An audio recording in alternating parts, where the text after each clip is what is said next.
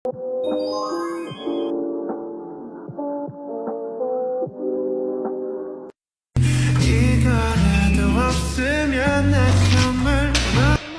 wabarakatuh. Saya Putri Irena Chandrina dari kelompok 4 akan mempresentasikan slide keempat dan 5, yaitu tentang konsep dasar negara hukum. Pemerintahan berdasarkan hukum yang biasa disebut dengan rule of law, yaitu di mana kekuasaan berjalan berdasarkan hukum yang berlaku, bukan atas dasar sewenang-wenangnya. Ciri-cirinya yaitu ada supremasi hukum, ada perlindungan hak asasi manusia, ada pembagian kekuasaan, ada kepastian hukum. Contoh negara yang menganut pemerintahan berdasarkan hukum yaitu ada Indonesia, Jepang, Jerman, Amerika Serikat, yang menjamin bahwa kekuasaan dijalankan secara adil, terbuka, dan bertanggung jawab. Yaitu ada perlindungan hak asasi manusia, yaitu dasar perlindungan hak asasi manusia itu ada dua, yaitu internasional dan nasional.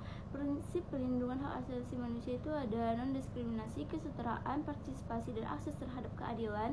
Lembaga yang menangani hak asasi manusia di Indonesia: Komnas Hak Asasi Manusia Indonesia, Lembaga Perlindungan Anak, Hak Asasi dan Korban, yaitu ada Komisi Perlindungan Anak Indonesia. Contoh perlindungan hak asasi manusia yaitu kebebasan berpendapat dan ekspresi. Yang ketiga ada keadilan dan kepastian hukum. Keadilan hukum yang bersifatnya subjektif dan kontekstual dianggap sebagai tujuan tertinggi dari hukum yang sifatnya abstrak. Teori keadilan yaitu ada teori keadilan yaitu ada Aristoteles, keadilan distributif yaitu pembagian berdasarkan jasa, dan keadilan korektif memperbaiki kerugian, ada utilization, keadilan diukur dari manfaat terbanyak bagi jumlah orang terbanyak.